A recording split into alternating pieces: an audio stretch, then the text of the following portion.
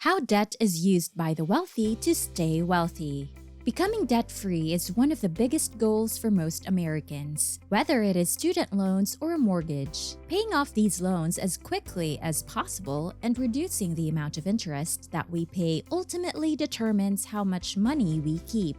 However, there is a flip side to the coin. Some of the wealthiest individuals in the world have mastered the use of debt. If you look closely enough, you'll see that most multi-billionaires use debt to create wealth by borrowing money for little to no interest and investing it in assets that will generate profits above and beyond the cost of the loan. Therefore, the costs of buying homes, yachts, and private jets represent a tiny portion of their net worth, and many billionaires incur debt to fund these purchases.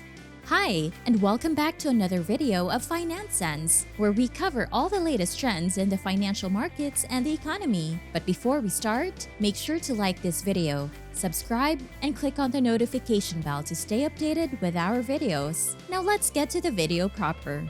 To get the most out of their investments, wealthy people frequently incur debt rather than pay for things outright with cash. This is done in an effort to increase their returns. Since they are already rich, they know how to generate significant returns on their investment, whether through commercial real estate, stock investing, or starting a new business. For instance, since Tesla stocks went public in 2010, it has increased from $4.15 to approximately $900 before the stock split. This represents a growth factor of more than 200 times and indicates an annual rate of return of more than 56%. Yet those are only the returns Tesla has generated as a public business. Now, Tesla won't continue to expand at this rate indefinitely, and we are well aware that Elon Musk bought Twitter for $43 billion.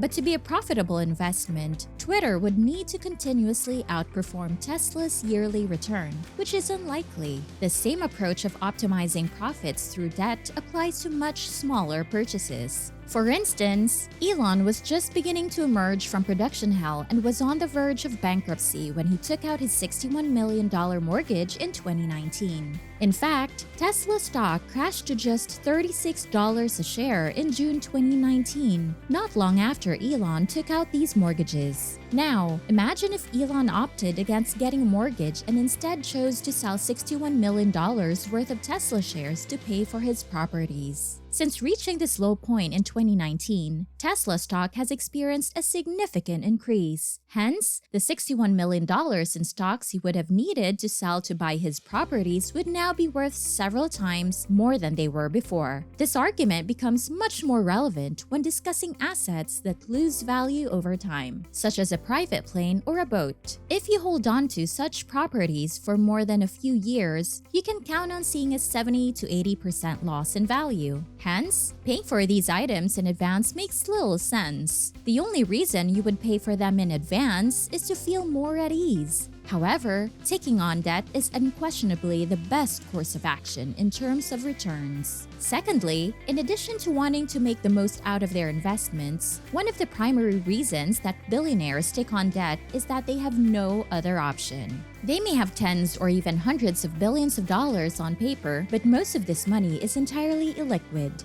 For instance, Elon Musk raised the money he promised to pay to Twitter by selling $8.4 billion worth of Tesla stocks. Tesla shares dropped 12% in a single day due to this transaction alone. Imagine if Elon had to sell 5 times as much in order to raise all the money necessary to purchase Twitter. Tesla would have dropped between 60 and 70% by the time he was done selling. He would face intense reactions from Tesla shareholders, in addition to seeing the shares of his own company fall. And this is true of other CEOs as well.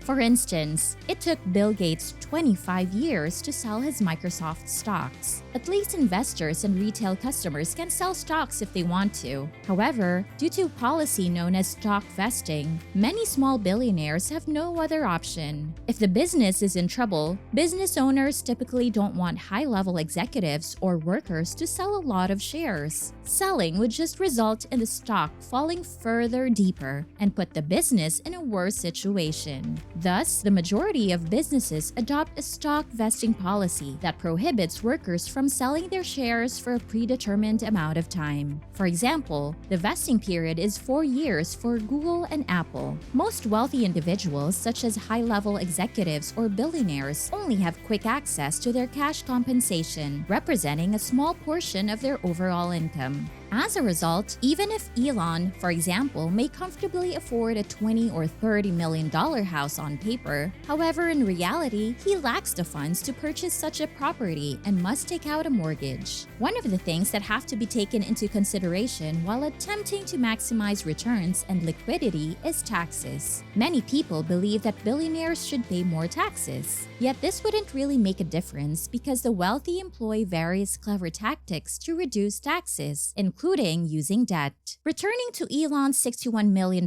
mortgage, we discovered that if he had paid for these properties in cash, he would have left a lot of money on the table. This was before taxes were taken into account. Elon would have needed to sell $91.5 million worth of shares in order to pay for these properties with cash if a 33.3% tax were to be applied. Again, selling shares to pay for his purchases would have been a serious financial mistake considering how much the value of Tesla stock has increased at this time. Lastly, inflation, a current economic phenomenon that affects everyone, is another reason why billionaires take on debt. The average consumer's purchasing power has been crippled by inflation over the past year as the cost of basic necessities has skyrocketed. But this increase in inflation is beneficial for those in debt. If you have debt, it will not increase in value due to inflation, but this will make you more money overall.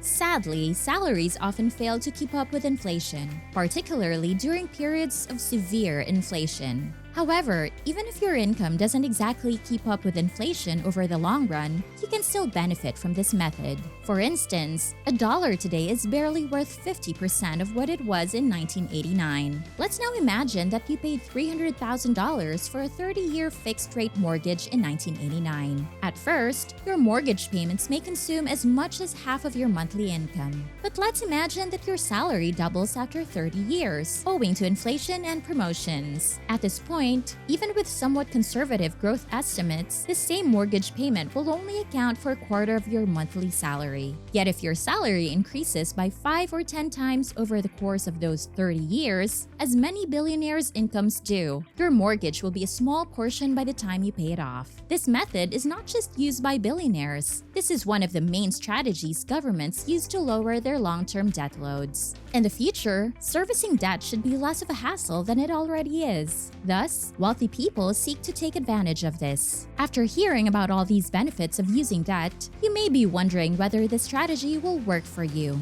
If you need to ask that question, unfortunately, the answer will most likely be no. The wisest course of action for the ordinary person is to avoid taking out school, car, or credit card loans altogether, or to pay them off as quickly as possible. There is one field in which an average individual may use this strategy to their advantage. But in order to do so, they would need to be disciplined and ready to make consistent investments. For instance, it would be wiser to take out a 30-year mortgage and invest the monthly savings in the S&P 500 rather than a 10 or 15-year mortgage. But if you aren't disciplined enough and plan to blow the savings instead of investing them, you're better off taking out the shorter mortgage and clearing your debts.